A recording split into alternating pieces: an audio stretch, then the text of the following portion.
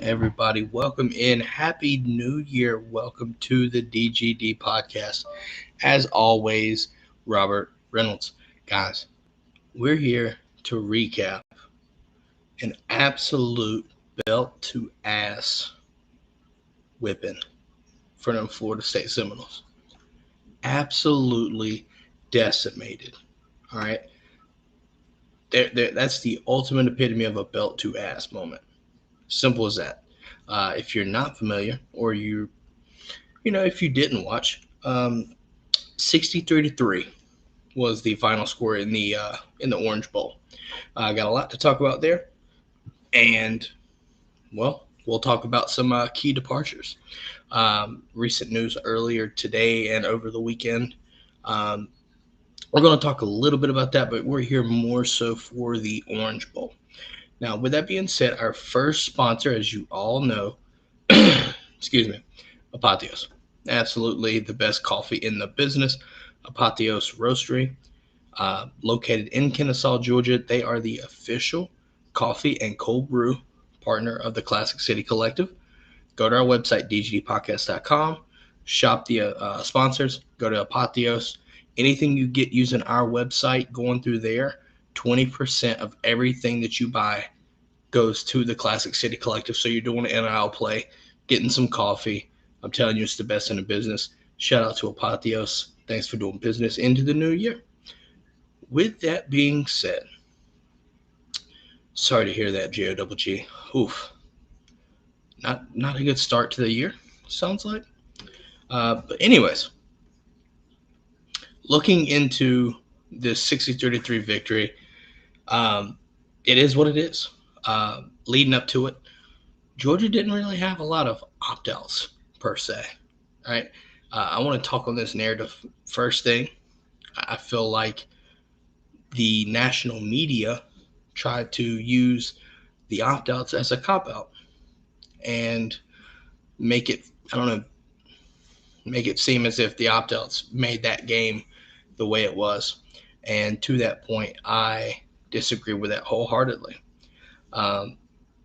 There was something I saw on X, and if you take into context opt-outs, injuries, transfer portal, right, like exits,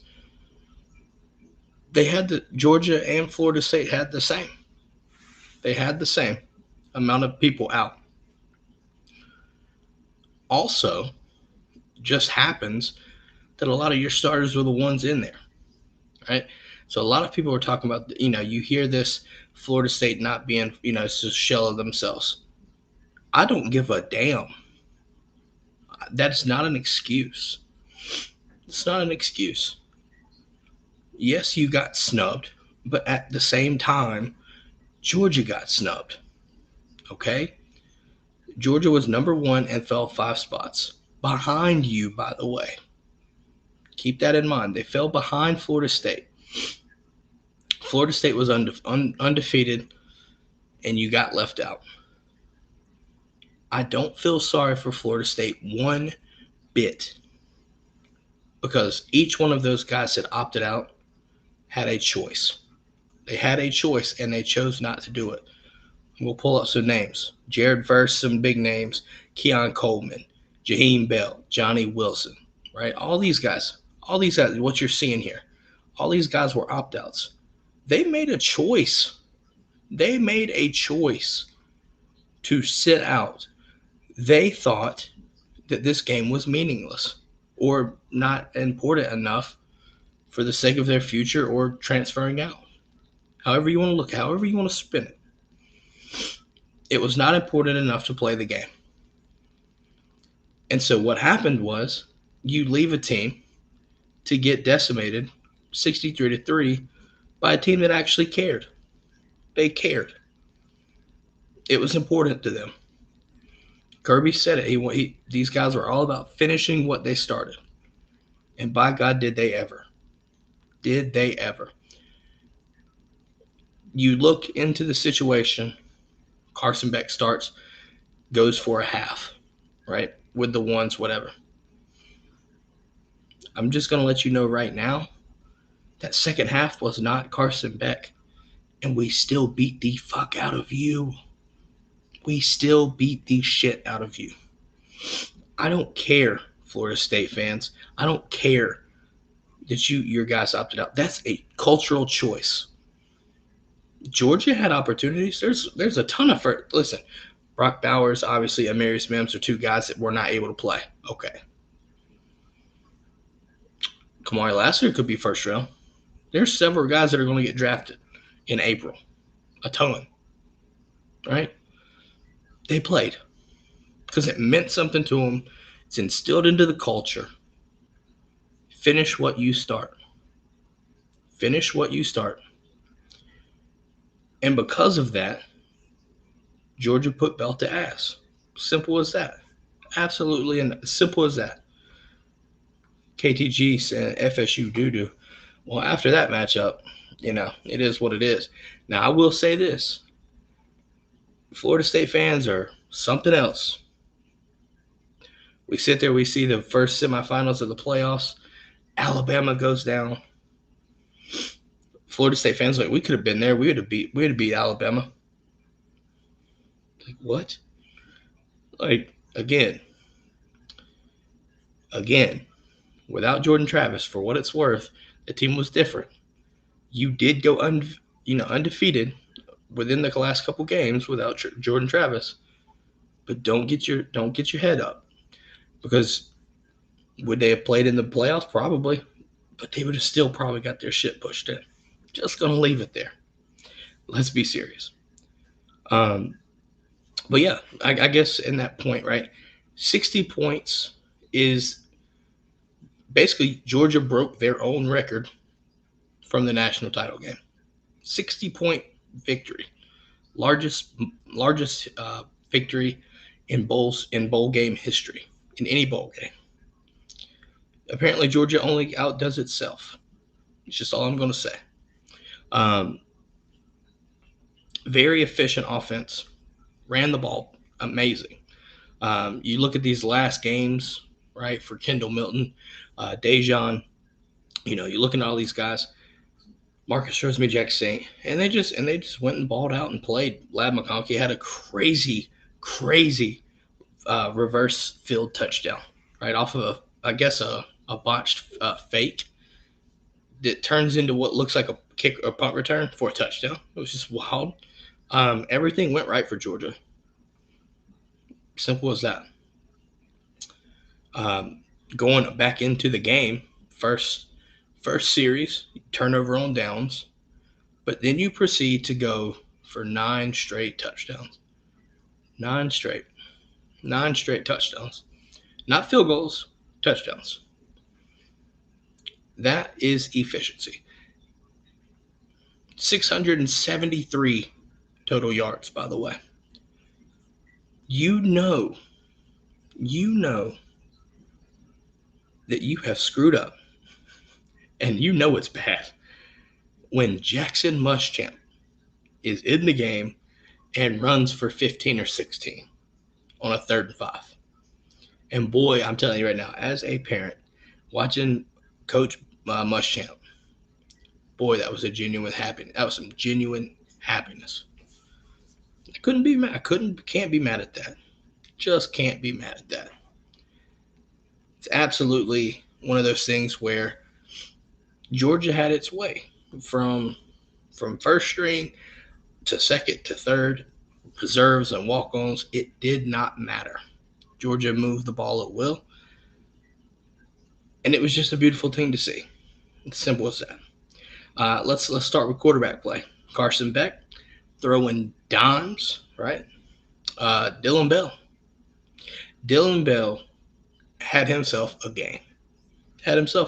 There was no other way around it than he had himself a damn game. Mossed some defenders a couple times, actually. I think there was one where Carson Beck just put the perfect pass on it. Not absolutely perfect pass. Couldn't have put it any better, right? Then the second time, Dylan Bell goes up and mosses it over one of the DBs, keeps running for an extra yards. Just just insanity, right? Then you go to look at after the half, right? Then you go to Gunnar Stockton. Gunnar Stockton comes in and he's moving the ball, right? We're running the ball and then balancing it out and doing some passing. Uh, well, before we do that, I think Carson had a couple touchdown passes. Um, so we go into the second half. Right? Gunnar Stockton starts off the half, ends up with a couple touchdowns. One to Lawson, and then one to Anthony Evans to end the scoring for the night. Ended a beautiful thing. I want to save some things for later, but I think we'll go and transition into the running backs. Kendall Milton was a man child, and I'm so glad to have seen him end his Georgia career healthy and looking as if we saw what we expected for him out of high school. Right? He's went through a lot, went through injuries, different things like that throughout his career at Georgia, and to see him go out on that kind of note, right? Winning Orange Bowl MVP, 104 yards, 2 touchdowns, and just really just bullying people, right? In the long run, um, things like that. So it's so pleasant to watch, right? Knowing that the potential we saw out of high school and then seeing it on full display. Such a beautiful thing. Um, Same with Dejan, right? Same with Dejan, helping out Gunner early, right? Nice little one-handed catch and run for some extra yards. Just all different types of things, just going at it. Yeah, ending his career with that kind of victory is always a time to be. And as we welcome Keon in the building, Keon, Happy New Year, sir. By the way, first things first, Happy New Year. Happy New Year. Happy New Year. I want to ask your opinion since you're here now, sir. First off, I've kind of talked into it, started to get into some of the quarterbacks and running backs at this point, but let's just get back to the grand scheme of things. What are your overall thoughts from this 60-33 victory, the Project Pat special, as we deem it here? Well, uh, we broke a record that we not too long ago broke while breaking foot off into that ass. Um, sorry, Florida State. I think it sucks. I think it's a terrible situation. I think the committee has screwed up to epic proportion, and I don't think that the committee understands yet how big of a deal this was. Uh, yeah, but with that said, you play with what you play with. You got what you got. Came out Um, victorious. I would just like to say I'd like to take this time to apologize to absolutely fucking nobody. The Yeah, double champs do what they want, that is a fact. and also what a way to go out with the performances of. Let me go off here. All right, let me cook. Carson Beck, Lad McConkey, uh, Lawson Lucky, Oscar Delt, Pierce Sperlin. Am I missing somebody? Yes, I am. Um, Damn. Who else? Oh, Gunnar Stockton and Jackson Muschamp. What a way to finish off the season in one exciting way. You ready for this? These white men are dangerous. No one is to go near them. Florida State sure as hell did not go near them because they were not getting stopped. They were not getting stopped. Oh, that's right, too. Kobe in the building in the chat saying, fuck them and the horse. Osceola wrote in on, yo, you know what? He's down there. He's down there in South Georgia. So Mm, it means something different to him. He's down in yeah, there. Oh, man, I forgot about that for a second. Yeah, I guarantee you yeah. Kobe's popping shit down there in South Georgia. I guarantee it. no, 100%. Like, yeah, no, I gave my spiel on this, Keon, and I want to get your thoughts on this. I genuinely believe what we saw on Saturday was a true reflection of culture and variation of culture, right? You look at a culture of domination through the portal versus a built through high school recruiting and persistence and longevity at Georgia. For what it's worth, I genuinely believe that the two they're so contrasted that, and you saw it on full display. I don't feel sorry, man. I've heard people saying that they feel bad for Florida State. I don't at all, because every one of those opt outs had a choice, and they made their bed by doing that. They opted out because they didn't think it was important enough. What are your thoughts on that situation? I mean, I understand the opt outs. I'm not gonna act like I don't.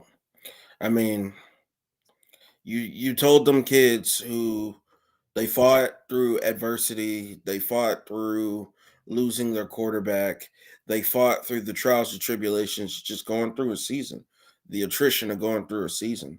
They found a way to win, and they went undefeated. They won their conference championship, which there's two teams that were in the playoffs that both got smacked, that can't say that they did both of those.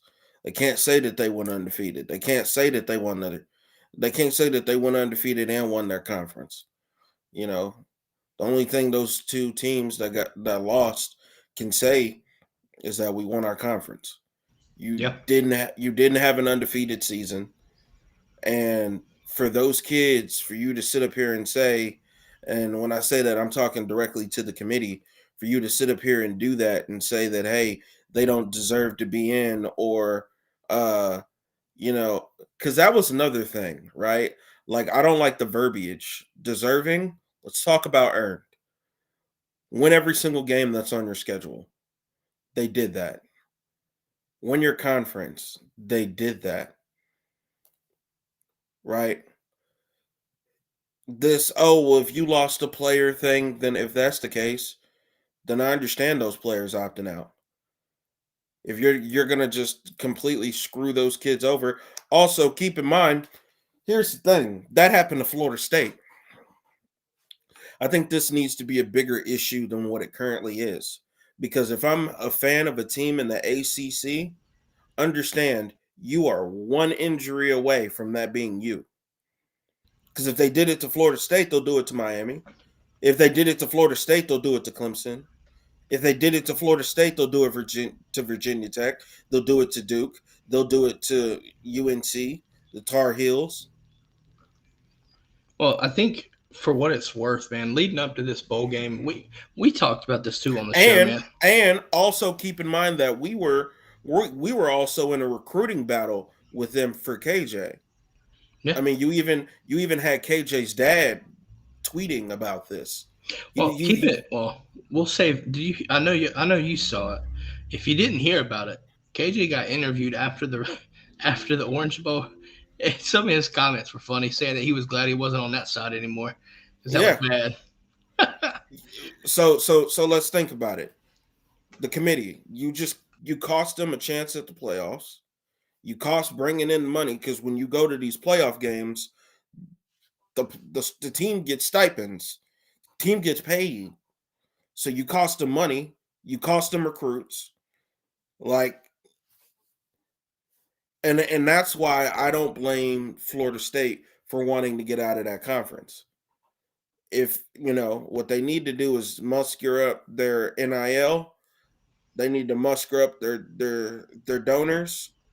And they all just need to throw money in a pot to get the hell out of that conference. Well, I mean, again, leading up to this bowl game, man, we talked about this on the show. There was no shit talk. Like, there was none. And when you look at the grand scheme of things, Georgia's focus was solely on this game and sending the seniors, right, and sending those guys out the right way. Florida State as a program their head was everywhere but this game. You had opt-outs galore. You had the whole basically the university suing the ACC.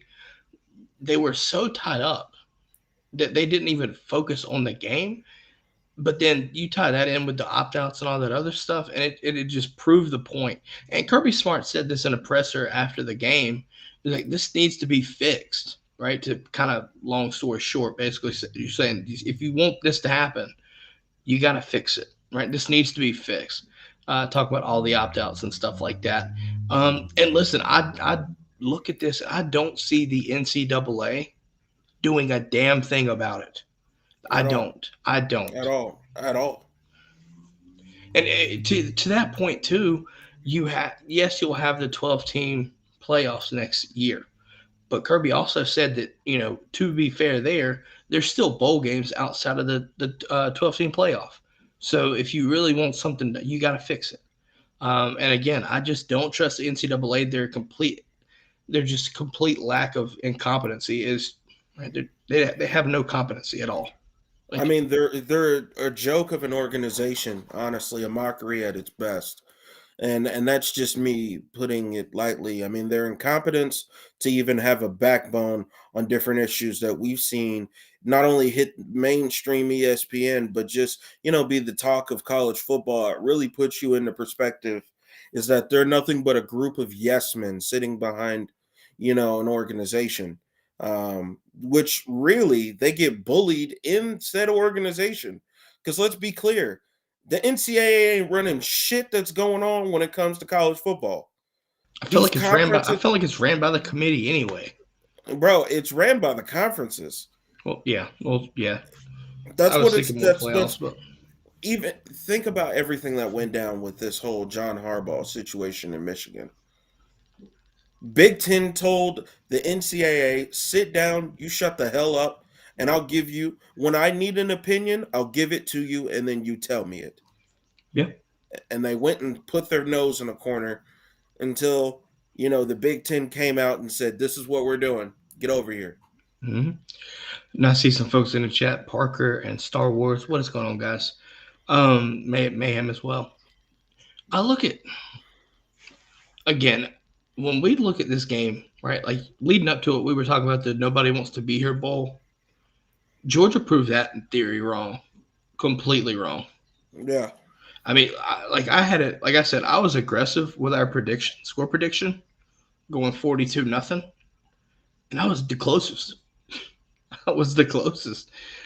Didn't call the Project Pat special at all. Just gonna leave that there. I knew it was gonna get ugly, Keon. I didn't expect it to be 60-point ugly though. I didn't either. I didn't either. I didn't see that. I didn't have that in my bingo card. Like I would expect. I think if you take and see if you get where I'm going with this, I think Kirby had something to prove when you see all these guys opting out for their team. Yeah. I think Kirby's tired of seeing the opt-outs. I think it impacts Georgia. And honestly, I think it impacted him to a point where he's like, I have to do something to make a point. And I think a 60-point loss, right? A 60-point loss for Florida State should be a point to the committee, right? To the powers that be, if you will. Yeah. Again, Georgia's breaking records and proving points. Because let's be honest, if Georgia doesn't skull fuck TCU in the national championship game, do we think Florida State makes it in? Even if you see what I mean? Like, yeah. I think if Georgia doesn't do what they did to TCU, I wouldn't be surprised if Florida State's in. So I think Georgia proved a point last season, and it cost Florida State. But now Georgia's proven another point. So I'm curious to see what transpires from it. Because I think Kirby's just going to continue to do that. I was so happy to see the entire game, especially the second half. Gunner and Muschamp and all those guys operating the offense. Hell, even Colin Drake got some run at quarterback for a little bit. Even completed a pass. 2 yards, don't matter. Colin Drake completed a pass. I love the fact that we went out there, operated our offense, and again, we talked about it. A lot of these guys needed some reps and springboarded for next year. And I think we got that and then some. 100%. I mean, we had our ones aside from Carson Beck to start the the second half, and then it quickly turned into reserves and backups, I should say. I think, especially with conference realignment and conference expansion, too early season prediction, but here it is. I mean, if I have to give you one, I'll give you one. Carson Beck is going to be the best quarterback in the conference He's next going to be year. a Heisman finalist next year if he stays healthy. Yeah, He stays like, healthy. You like, have to like right here, right now. Carson Beck is the best quarterback in the conference right here, right now. Well, I mean, Right here, right now, today. I'm sure we listen. We've got a lot of time between Yeah, now and the start of spring ball and whatnot to kind of go through hypotheticals for 2024. Right? Listen, if you're new to the show and you think just because the season's over and there's no more football to be played, no more Georgia football to be played, you are sadly mistaken because we're going to be here every Monday, every Wednesday, barring a 100%. holiday, barring a holiday, Yeah, barring a holiday, right? So as you can tell, we weren't here for the New Year's and stuff. So keep that in mind. But yeah, no, just keep that in mind, folks. We're here 9:30 now, right? That's also something that's different, right? Typically, we were doing 10 o'clock shows, 10 p.m. Eastern. We've moved that up to 9:30. Let the old heads come in here and have their fun before yeah, they go to bed, right? I can't be mad at it absolutely, either. But absolutely. yeah, no, I think looking at this game though, um, what was your biggest takeaway, Keon? What was your biggest takeaway from the Orange Bowl? I watched Dalen Everett have the game that I waited the entire season for him to have. I mean, I watched this guy be straight up, full on aggressive, lockdown corner, and walk away with the pick. Clean pick too. Tracked the ball perfectly. Over the top of that back shoulder, yeah. Yeah, tracked the ball perfectly and was able to close in and make a play.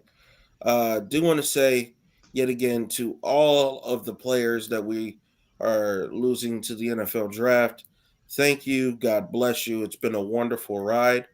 And, we here at the DGD Podcast truly appreciate all of your sacrifice and everything that you've done here at the University of Georgia. Go Dogs. Thank you And for giving us DGD for life. thank you for entertaining us. Thank you again for giving us your heart, soul, blood, sweat, and tears over 3 to 4 years. Um, yeah, I mean, ultimately, us here, we want to make sure that what you do on a day in and day out basis does not go underappreciated and it does not go unnoticed. So thank you again I'll name a couple, but you are Kendall, Dejan, Brock, Oh, 100%.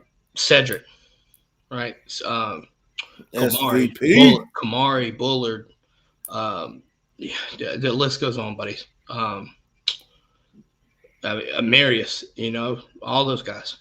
Looking No, forward, 100%. to seeing y'all in y'all's careers. Tyke Smith. Tyke is another one. Yeah, all them boys in the back end zone. But no, looking forward to watching y'all guys on Sunday. Continue that repping that G in the NFL for sure. No, seriously. That's a good point. Let's do this, right, Keon? I know we've talked about the bowl game, and I want to interject for this. Since we're talking about the seniors and the the juniors, the guys that have played their last snaps and are going to the NFL, I feel like it's almost obligatory that we have to have a moment where we kind of reminisce on arguably the best Georgia player we will ever put eyes on personally, and that's Brock Bowers. I legitimately can say, I mean, I'm 32, and without a shadow of a doubt, that is the best Georgia player I've seen personally. Personally, right? The older folks can talk about the debate between Herschel, Brock, and whatnot. Fair. I'll listen to that. Again, I'm saying in my lifetime, I think that is the best Georgia Bulldog we will have seen, or I have. I mean, Brock Bowers has so many what the fuck plays, bro. Like What what would you say your all time favorite Brock Bowers moment?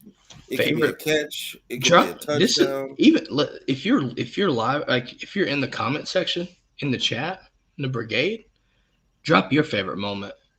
Drop your favorite moment. Also hit that thumbs up too. Hit that thumbs up. Hit the follow button. Hit the share button. Ring that bell, baby. Ring that bell. It's free. But no, to your point, Keon, um, my favorite moment. There's so many good ones. Um, I think I would have to say the fourth down, um, like almost like the yoga, the plank to get the first down. Um, that was just one of those situations where there was so much at stake in the most critical moments of the game, right? Peach Bowl. In the Peach Bowl, Yep. and to just do that because it kept us alive, right? It completed the comeback. Well, it helped us continue the comeback, right? Um, so I think that moment is right there. But I'm gonna ask you the same question. What was your favorite moment between Brock Bowers? My favorite. I'll say my favorite Brock Bowers moment was that touchdown pass to Brock and the cocktail party where the ball hit the defender, like slid across his shoulder pads, popped on his head, and pops up, and I believe it hit his left shoulder. Yeah, back shoulder. Yeah, and it ended up popping up into the air while Brock was running, and he bobbled it, caught it, and then took off running and ran it in for a touchdown. Jesus Christ! You know what? I'm gonna go another one. We'll go second round on this, Keon, because Okay. this deserves, right? This deserves it. The the I know what you're. the play at Georgia Tech when he just straight literally ran through all the angles. Just that right there, like to me, that play was the epitome of just like holy shit, like wow. Because he just straight ran through the middle of the field, and it defied the angles of the safeties and everything. And I was just like, at that point, I was like, wow, Yeah, wow. that was amazing. For me, and yet again that Florida catch, that wasn't last season. That was the season before last. Mm-hmm. Has to be the 75-yard jet sweep against South Carolina. Has to be the 75-yard jet sweep. Was that against South Carolina? Yeah, that was against South Carolina in South Carolina. I thought okay. No, you're right. I guess I was sitting there. I thought he did another one somewhere else. I thought he did it at Georgia. It got called back though. That's what it was, I think. Yeah. So I just see him just audibling over, and I'm like, okay, down said hut. I'm thinking, okay, it's about to be like a QB sneak. Little do I know. Boop. Throw the ball up. Here comes Brock screaming, just running through it. Catches it, and it's a house call. If we want to take it back old school, his first touchdown. Think about this. His first touchdown as a freshman, the UAB sideline catch. Yes. Like we're sitting there, and I know at this point, I don't even know if we're probably a new show at this point, and just watching him defy the angles of that UAB safety, I was like, holy shit, like he made that look easy. Now, at the same time, this was also before we knew the legend that be, right? Right. So we watched it, and I was like, he's good. Like he's fast. Like that right there will show him some playing time early. And by God, did he get early and often. Yeah, that first touchdown was just because that was something that like we thought it was like we knew he was going to be all right at that point, but he did that. We're like we seriously had to reevaluate. Yeah, like and I'm completely on board with it. Yeah. Yeah, and I think there's so many moments there, man, with Bowers. I mean, you just got to watch GOAT talk, man. And I know Juan Daniels here. We claim him as the GOAT. Man, I think he's got some damn competition. I do too. I'm just gonna leave that there. But now at the same time, that's one DGD. Talk about another one. This is back to the bowl game. Did you see the live murder committed by Cedric Van Pran on the Arian Smith screen touchdown? Oh my I God. don't know if it was a murder or a baptism. Just Boy, he put the man. You know what? punched on. Nah, my man got sent to the nether realm, just Bro. through the ground. It was like the exact opposite of the uppercut in Mortal Kombat. Whoopsie! Just got pushed through the ground. Got sent to the upper room. Nah, Out of there. He got sent to the basement for real. Yeah, no. Not else. Boy, he called him. Say, you watched that, and it was fun because you knew, like that was an easy touchdown for Arian. And then they showed the replay because it would happen. It happened so fast, and like you thought I saw something. Like I was like, wait a minute, did I see? And then they showed the replay. I was like, oh, it did. Oh, he did. And so you go back and watch that, and then it's just like, oh, he was waiting for that. It was just like that's a release right there. That's a release and pull. Man. Keon, so MVP of the game goes to Kendall Milton, but that's the official. Easy. Now, is he your MVP for the game on your perspective? Who would you say would be the MVP for you? Yeah, I would say it would be Kendall Milton. Like I think that's a very easy call.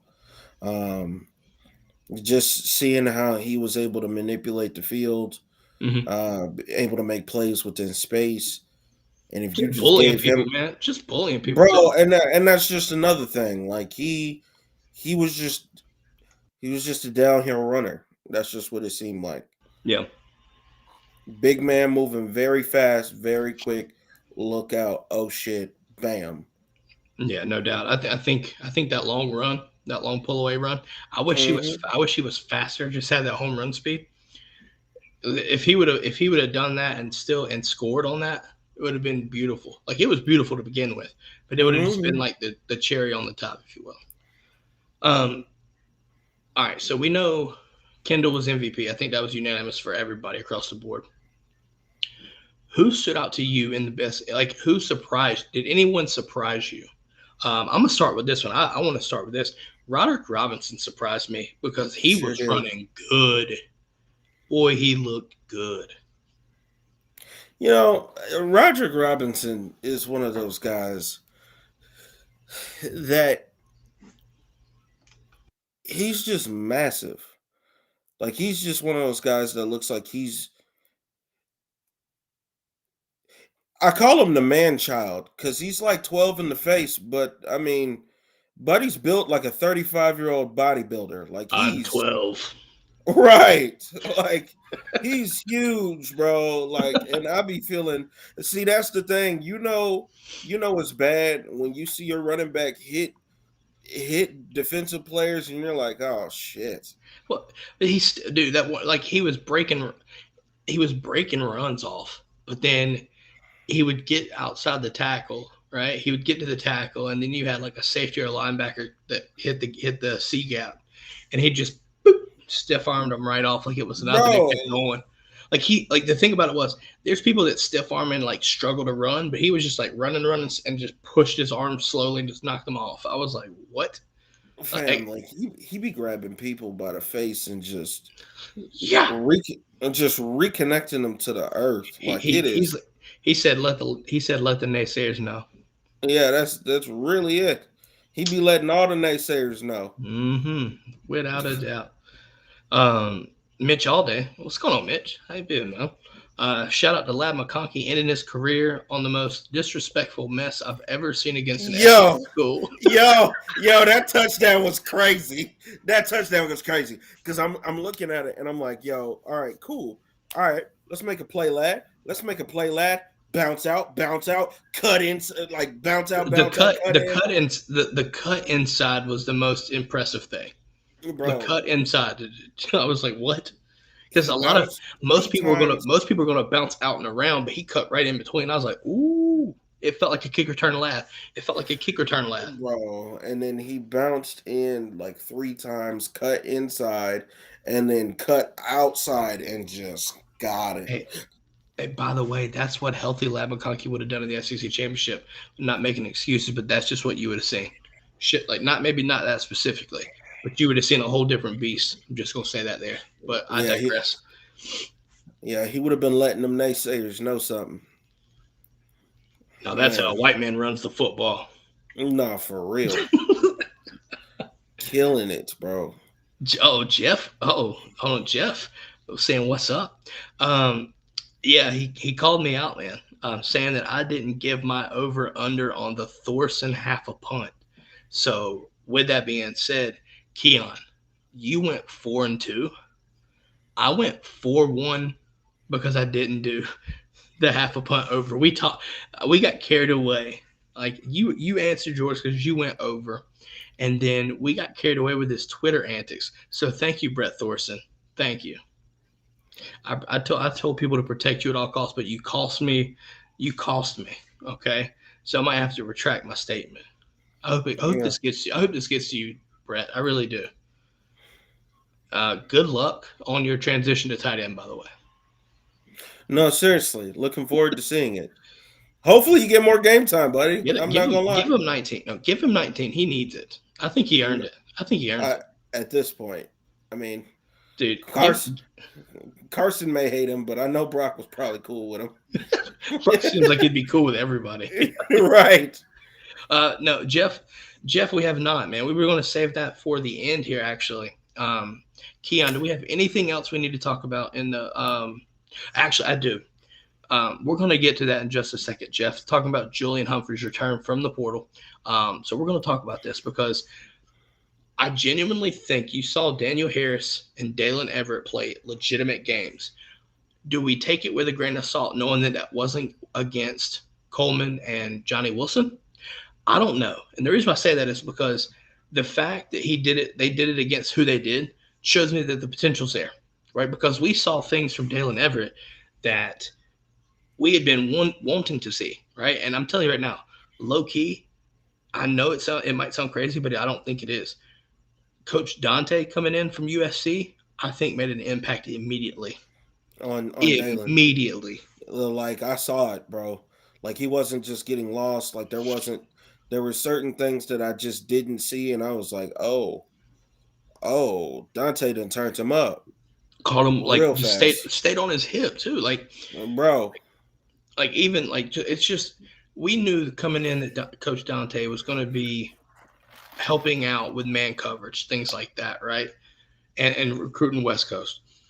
Did not expect, if that is the case, to see Everett go and play like that. Now, at the same time, I have to give credit to Brock Glenn. Boy was throwing some dimes. He threw a couple. Eaters. He connected on a couple, boy. Poitier, I think it's Poitier, caught one on Daniel Harris. Listen, that's not a knock on Daniel Harris. Daniel Harris was right where it needed to be, even trying to push the ball out. Brock Glenn for Florida State put that ball in the perfect spot. Yeah, I feel like if Harris would have did anything else outside of what he was, able to do in that moment, it would have been a PI. Mm-hmm. So yeah, no, it would have had to have been. He played that as good as you're going to see. So at that, listen, just because someone gets a bomb called on them doesn't mean that it's a bad thing. Because sometimes you just have to look at it and look at that rep and say, he made a play. I did what I had to do. I was where I needed to be. I would have had to commit a penalty for him not to do it. He was just better that rep. It happens. Mm-hmm. Right. So overall cornerback play, I am not mad. Because you had Lassiter on Daniel Harris and Dalen Everett at start rotated in and out, and they played a lot of snaps in this game. And we got a lot of sample size in this game. Obviously, you had Lassiter, but when Lassiter went out, it was those two right there. And if that's any indication, I like what I see. But then, to Jeff's point, you bring Julian Humphrey back. Now you're gonna have some discussions. You gonna have some. Seatbelt. Hit It's that over John. with. Hit that John Moran. Oh, Yeah, it's over with. It's over with. It's over with. Over speak. with. Over it. Over it. Over it. Over with. It makes me feel confident moving in because you're going to need good defensive play. But at the same time, I'm telling you right now, Keon, I'm gonna talk on one more talking point.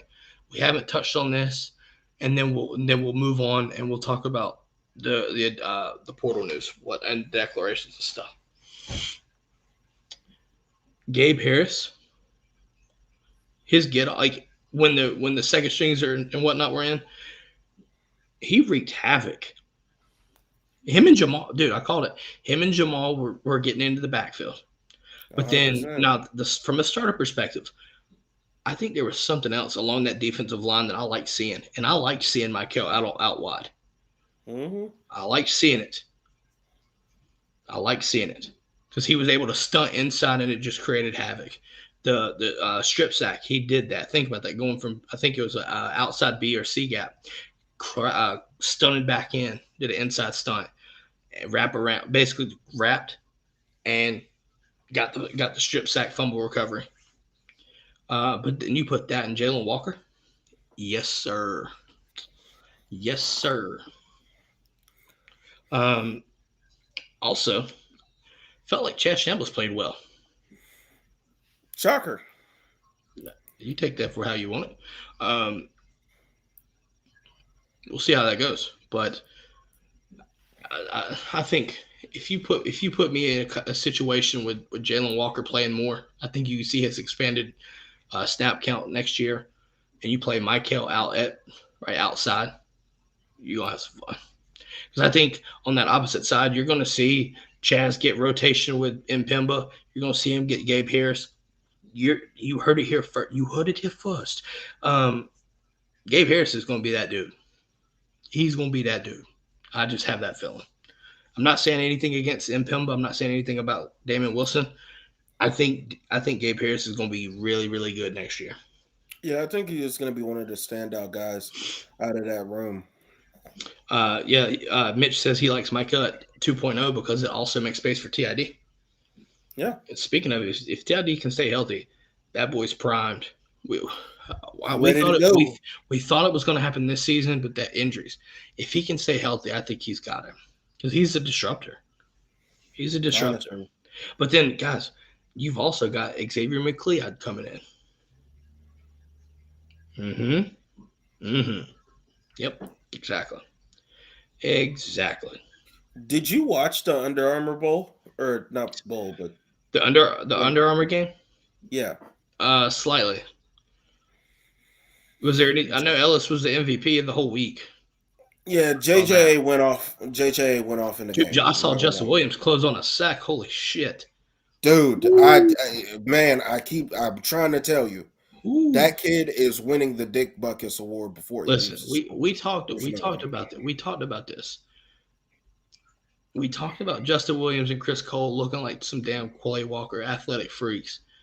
The way he closed space for that sack reminds me of fucking Quay Walker. Yeah. Just gonna leave that there. It reminds me of Quay Walker how fast he closed space. He got there in a fucking hurry. Like, and then there he is. Boom. Like already. Yeah, Mitch said he watched the second half, and he also said that Williams Nwaneri is going to be a good problem for somebody. Yeah, Mizzou got a good one. A good one. Yeah. But no, I think I saw one play from JJA. Shout out to JJA on this. Gets his helmet popped off by the tackle, and still, I think it's a tackle. One of the offensive linemen still goes to the quarterback, throws his ass to the ground, almost with a strip sack. Quarterback on the way down throws it away. I was like, that's the shit you want to see. It's like, yeah, I mean, definitely. Like, I think he's going to be one of our hot pursuit guys. Meaning, like, if he breaks through that line, he's walking you down. Like, yeah, that's just I'm with you on that one. Yeah, I'm with you on that one. I mean, the future. Again, we've said that the future's bright, dude. Like Ellis Robinson, yes, sir. Give me that. KJ Bolden. Yeah, Yes, at sir. the All American game. By the way, January 6th, if you want to watch that, that's Army All American Bowl. So January 6th, I believe, is when that happens, and Where's that going to be? that's a San Antonio. Hmm. Pretty sure it's in. I'm pretty sure that the Army. Yeah, I think that's in San Antonio. All right. Let's see. Was it just me or did the Penn State commit quarterback not seem all that great, dude? Whatever team fire, their quarterbacks are straight trash to me. Outside of Lagway, for what it's worth. Like I watched Dante Reno, I think it was, and then The I guess he's talking about South Penn State. Carolina quarterback. Yeah, Yeah, it was all over the place, man. they are pretty. Like I don't want to, you know what I'm saying, but like it Based off, was. of, I'm not gonna shit on them way too early, but that was a rough outing. We're just gonna leave it there. Be nice. We'll be nice about it. Yeah, we'll also say this. For those quarterbacks, those were the best wide receivers you probably played with in your entire tenure at your prospective More schools. likely, yeah, Bruckenheimer or something like that. Yeah, something like that. Yeah, no, I think for what it's worth, I'm more of the Army All American type. I don't really care for the Under Armour stuff. Yeah, It's basically a glorified 7-on-7. yeah. Like when you I don't know, maybe it's just me, but when I see the Army All American Bowl, like I think like trench play, like legitimately trench play, because I've seen some crazy shit pop off in the offensive line, defensive line. Somebody got to go up against Daniel Calhoun, and I'm good luck to that poor Mhm. bastard. I will say, if you're keeping up on social media through different highlights through the practices and stuff, yeah, Nair Daniels is kind of heavy. We kind of knew it was coming, right? Bully master. He's got some work to do, and what I mean by work, he's got to cut some weight. I think cutting some weight. Yeah, Listen, I don't see him being put out on a tackle. I don't see him being left out by himself. I think he translates to a guard. Let's be serious. I said that earlier. I think he's going to be a guard, and I think obviously at that point, the style of pass rush that you see him going up against right now should not happen in the next level. It will probably be more of an interior rush presence. That's just my 100%. that's just my opinion. Might be wrong. Don't shoot the messenger. But that's just my thoughts on it. But yeah, no. Let's talk real quick. Obviously, Julian Humphrey. What a turn of events. Shout out to our boy Trigger. Calling him TikTok. Can't do it no more though. Don't leave that there. Can't call him TikTok no more. I will keep your word on that, Trey. We're gonna keep you to your word. Okay. We got our eyes on that. But yeah, it's just kind of a wild situation, right? There were talks about him going. Him and Daniel Harris, same night after the bowl game, posted Wolf of Wall Street not fucking leaving. Turns around. 3 days later. I'm fucking leaving. Right? Goes from I'm not leaving to I'm fucking leaving. And then decides at the end of the day, I take that back and I'm not leaving. So, listen. Kirby the closer. I mean, this is the prime example of recruiting your own team. Yeah. Your own team is being recruited. It's never not recruiting season. It's never not recruiting season. You got to constantly make sure that those guys are still locked in, they're still there, and that they're ready to go. Because you still have teams that are out here trying to poach players off of your right off of your roster. Yeah, without a doubt. Looking at you, Texas A&M, back the hell up. Trying to, man. Just trying to. Get your ass back. But no. So you had Cedric, Brock, and I mean, obviously we expected a lot of these guys. I don't think there were any surprise exits, departures, if you will. Also, CJ Smith intended to hit the portal. Didn't necessarily like to see that, but I will say the emergence of Anthony Evans in the bowl game is probably one of the reasons why. Hey, man. Some people, they could tell the writing on the wall. This guy's emerging at my position. Not about to get no time to fucking play. Hey, I mean, I get it. If you want to move around, move around. But I appreciate you. Take it easy. Mm-hmm. I mean, listen, I think he's going to be good. I think he'll be good wherever he goes. 100%. Potential. I think he's super fast, but he's also got that blocking ability. So wherever he goes, I think he'll be just fine there. We'll see. Time will tell. But I think uh, let's finish off on Anthony Evans. Just due to the fact, listen, Anthony Evans, that touchdown catch from Gunner, it was nice. Beautiful. Now, at the same time, he about had himself two tutties, but he got held and got PI in the end zone. Uh, I was looking when I saw that, I was like, "Let's go," but then he got the PI call on him, so I was like, "Okay, right." Like he got took down. And I was like, "Well, shit." But then he redeemed himself and got him a tutty. I was happy to see that. By the way, him at punt return about to be dangerous. Oh, it's about to be crazy. I can't wait for it. Oh shit! Just thought about you. I said punt return. Think about this. We went the entire season, regular conference championship, bowl season. Brett Thorson didn't allow a single punt return yard all season. That is nuts. Nuts. It also helped that he only punted one time, and it was at the very end of the game. So I hit on my over. Yeah. Yeah. The problem was I was going to call the over too. However, I got carried away because thank you, Brett Thorson, in your Twitter and social media antics. So Keon, you take the dub by default on this. Speaking, if Jeff's here, Jeff, since you decided to do this over under, just come up with a name for it, and we'll call it with what you want to call it. Since you do this, Right. so if you're new, Jeff provided us over unders for most of the season, and we just call it the over unders. But so you're hearing it here, Jeff. I present you the challenge to come up with whatever you want to call it, and we'll go about it. Now, make sure that if it ain't nothing stupid, like if it's like something silly, stupid, like I don't think you can do that. But if it's something manageable, we'll work with it and we'll let you call it. But yeah. Keon, before we go, let's talk about the second sponsor, buddy. Alumni Hall. Alumni Hall. Go get your Georgia shit today.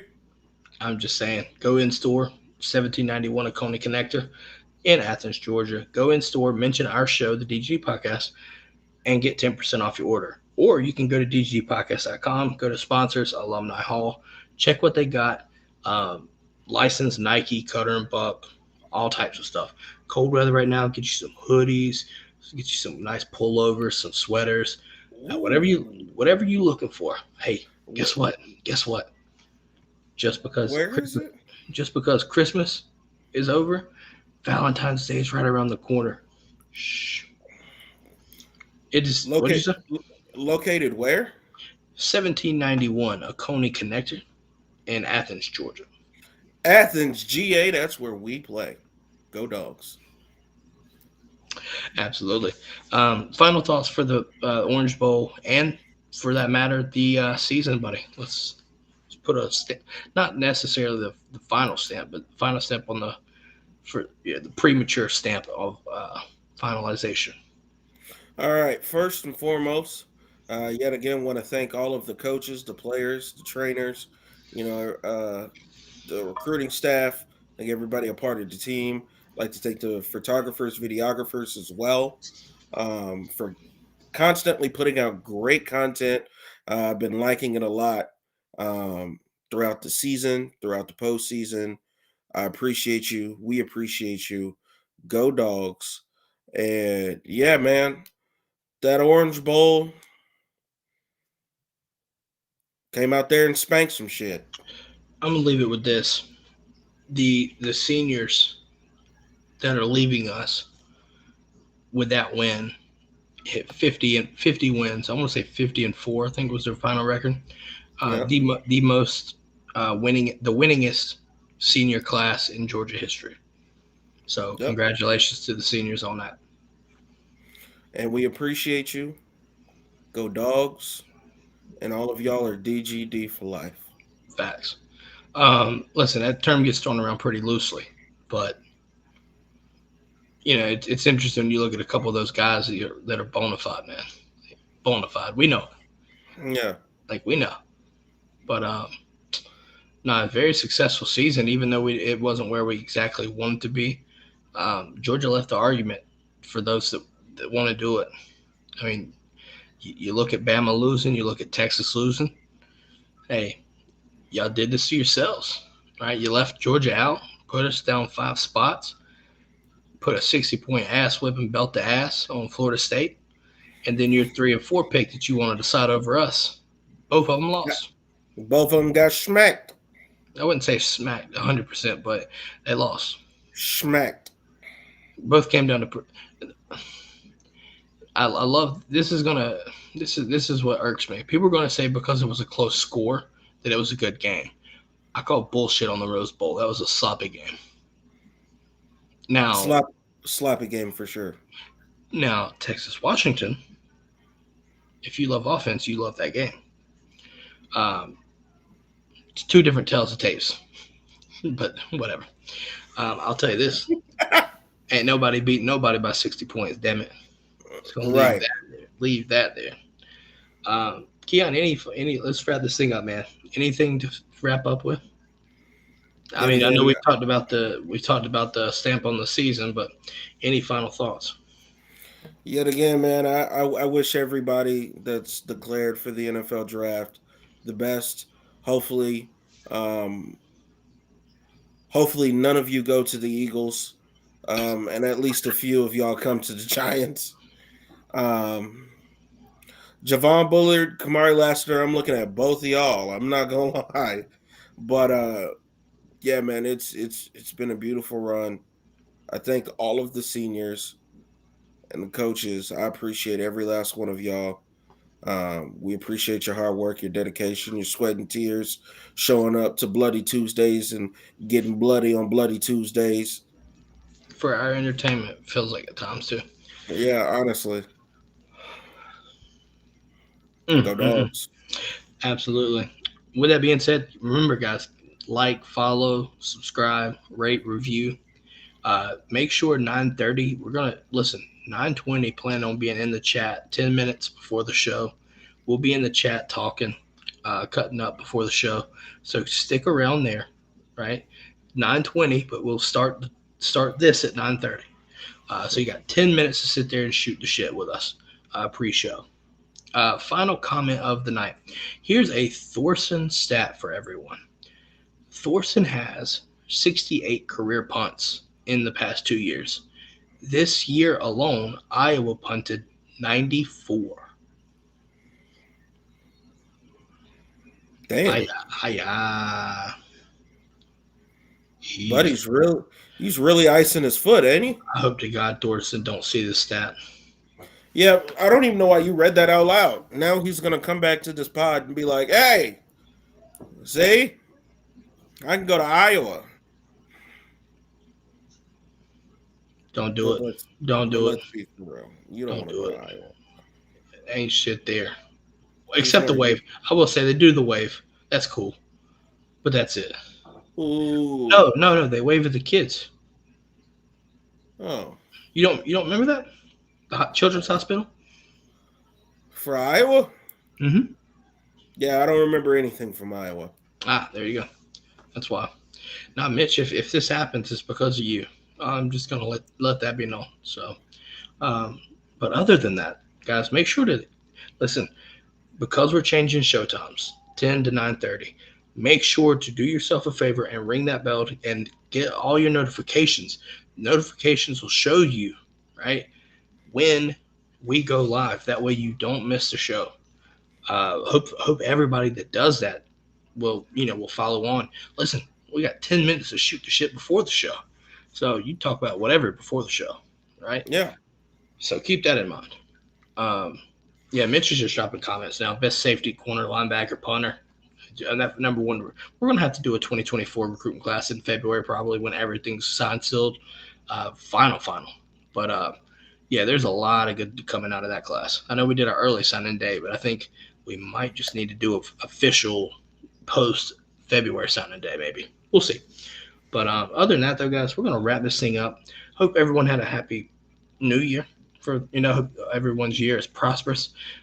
Make sure you spend your year here with the DGD Podcast every Monday, Wednesday, 9:30 p.m. or on your podcast whenever you want to listen.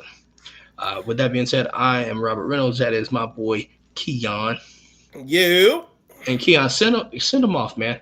Let them Florida State fans know. Let them naysayers know. Florida State. Your team is trash, and you have to deal with that. Go Dogs, and Dogs on top, baby. Send this out, Rob. Ow! And with that being said, fuck you, Florida State. Absolutely. All due respect. All due disrespect.